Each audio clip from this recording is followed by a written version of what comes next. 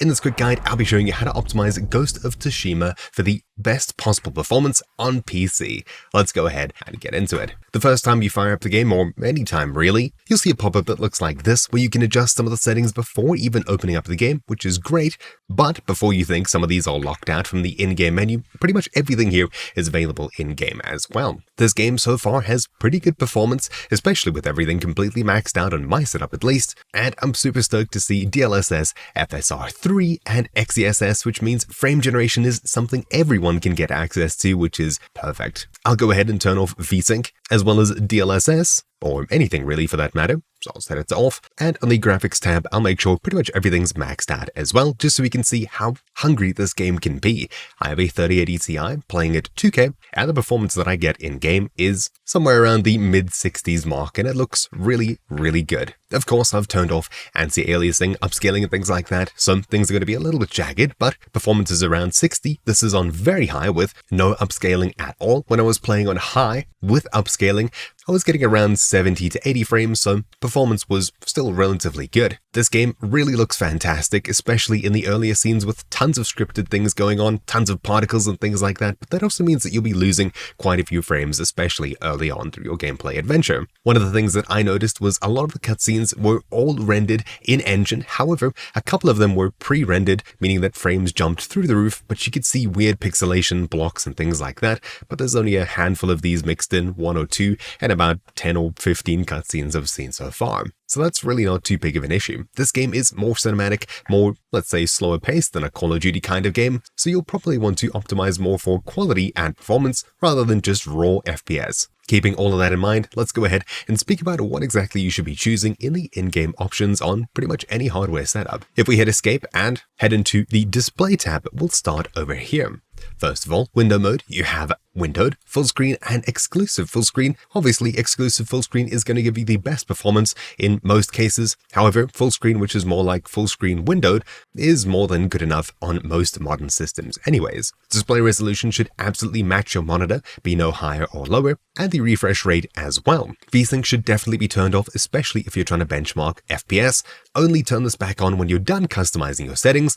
If for some reason you're getting screen tearing where your screen just doesn't seem to match up between the top and bottom halves, for example. Pretty much everything else here is your preference. Brightness, contrast, HDR, which is fantastic to see, with pretty good controls over here. All the way at the very bottom we get to upscaling, which includes DLSS, FSR3, and XeSS, as well as a bunch of things below this. Let's go ahead and have a look at what each of these things do. Just keep in mind I've got everything on very high, so as high as it can go. Changing the options here should give me a pretty good idea of what exactly is going on behind the scenes. So currently in this scene over here, with everything as is very high, I'm sitting around 60-ish FPS, which is good enough. If instead we select DLSS, for example, if you have an NVIDIA graphics card, on quality, applying changes, we suddenly jump up to around 73, and you can see everything's super soft, especially the trees in the background. There's almost no more aliasing. If we instead choose FSR, for example, everything default yet again, I think it's maybe a little bit less blurry, and performance is roughly the same, 72, 73. However, the one reason you'd want to choose FSR3 above pretty much everything else is that you get access to frame generation at the very bottom here. If we choose to enable this, so FSR3 frame generation, you'll see that our performance should jump pretty much through the roof, and as long as we were getting around 50-ish, 60-ish FPS, you shouldn't notice too much increase in input latency. If you're setting at 30 FPS and you decide to use frame generation, yes, it will boost your numbers. However, you're going to notice some wacky input latency making life a little bit worse for you. This has pushed me all the way up to 115-ish FPS, which is fantastic, especially for high refresh rate monitors. However, for the sake of testing, I'll leave FSR3 frame generation turned off. Also, something you may have noticed is that in the launcher, you can actually choose DLSS and keep frame generation enabled. Does this work? Well, actually, yes. As far as I understand, it's using DLSS for upscaling and AMD FSR3 for frame generation. This is huge, and if it's using both of these technologies together, it's probably giving you the best of both worlds anyways. But just to keep things probably as they should be, I'll be using FSR3 and frame generation turned on through normal gameplay. However, for now, I'll be leaving this off for more accurate testing results. If you have an NVIDIA 40 series or above graphics card, you'll probably have access to DLSS frame generation. However, I'm not able to see if that's here at all, as I only have a 3080 Ti. It's not good enough. Anyways, we also have access to dynamic resolution scaling, which you can consider turning on if for some reason your FPS is dropping pretty drastically and even DLSS or FSR isn't helping you that much. If you set a goal here of about, I don't know, let's say 80 FPS and apply changes, while you're playing the game, if for some reason your frames drop lower than that number, your resolution will be scaled down, more upscaling will be used, and your performance should be much closer to that target number. But of course, this only does so much. Would I keep it on through general gameplay? Well, probably not. I'd want a more consistent looking game than a consistent performing game, especially if I'm already sitting well above 60 FPS. If you need more FPS while using any kind of upscaling, you can consider lowering from quality to balanced, probably at lowest, otherwise things are going to start looking a little bit wacky with weird visual artifacts and things like that appearing that can subtract quite a bit from gameplay, and of course, more importantly, if I push it from quality to balanced, we move up to 76-ish FPS, and back up to quality 71-ish, so a couple of FPS gained. Let's say that you're getting a ton of FPS and you don't even need to consider using upscaling. Well, if you're happy sitting at around, let's say 50 or 60 FPS off the bat, default, I'd recommend turning off upscaling completely and instead relying on just anti-aliasing. There's a ton of different options here, including FSR3 native anti-aliasing and XeSS. I'd recommend choosing the AMD FSR3 native AA, which should give you the most consistent, good-looking visual experience, as you can see here. This is what it looks like, and if you zoom in, you'll see the difference, versus upscaling with something like FSR3, for example, especially in the trees in the background there. Though, of course, this is all your preference, and it really depends on what kind of a setup you have. Anyways, moving out of the display tab, let's head into the graphics tab and see what kind of performance we can get out of the game. So, with upscaling turned off, and everything at very high at 2K with a 3080 Ti, I'm getting a solid 60 FPS, which is, it's okay, it's pretty good. If we instead push it down to high, we're getting still 72, medium 77, 78, and finally low 85 FPS, though you can see things have dropped off pretty drastically. There is even a very low option which should make this more accessible on older hardware, as I'm getting around 90 FPS here, which is pretty good, especially for the current scene with lots of particles, lighting and things like that. But of course, this may be a little bit too unplayable as it's subtracted just a bit too much from the scene. So when you've picked your preset, mine will probably be medium, work your way up or down depending on what kind of performance you expect. Just keep in mind that you're probably going to want to focus more on how the game looks and feels versus your actual raw FPS numbers. First of all, texture quality. If you have extra VRAM, you can comfortably raise this pretty much all the way up if you're running an 8 or so gigabyte graphics card, and as you can see, there's practically no performance change. However, textures should look quite a bit better. Then texture filtering is pretty much free on most modern hardware, and setting it all the way up to 16x, I'm getting still the same amount of performance, and there should be barely any change when it comes to textures, but this can help in certain cases. Usually, I'd have texture quality on very high and this on 16x, however, you can of course lower this, it may not do that much. Shadow quality is relatively important. You can change between these and see the change pretty much instantly from the options menu. Ultra seems to give you the most visibility through trees and things like that. High sort of blurs everything together and makes it a bit less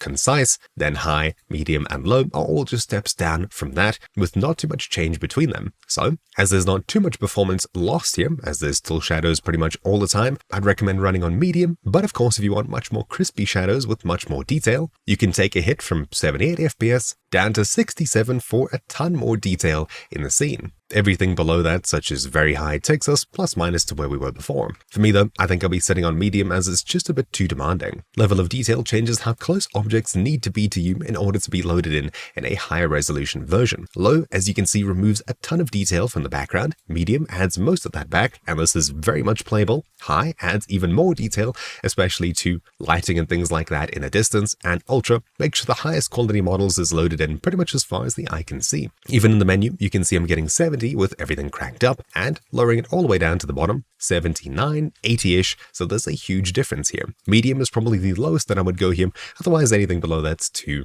obvious to notice, and it sort of removes you from the environment. High drops us from 79 to 77-ish, and this is probably where I would leave it for a more cinematic gameplay. However, you can raise this up if you have an absolute monster graphics card, but there's not too much of a difference here. Terrain detail, if we click between these, you'll see a small change in how things look, and performance-wise, 78 to 76-ish, there's not too much difference here at all, and I'd recommend just leaving it on high anyways, especially if you have extra VRAM available, running on a 6 or 8 gig gig GPU. The game, at the current point, is using around 4.7 gigs out of my available 8, I think it is, so it's got quite a bit of breathing room still. Volumetric fog, if we click between these options, you'll see the change between them, and performance-wise, we have a window of about 76 to 71, with most of the performance dropping off from high and anything above that. As soon as you go to very high or ultra, all of the performance drops off and you lose a handful of frames. So high is pretty much as high as I would go here for this. Then depth of field. This mostly has to do with what you feel and what you want from the game,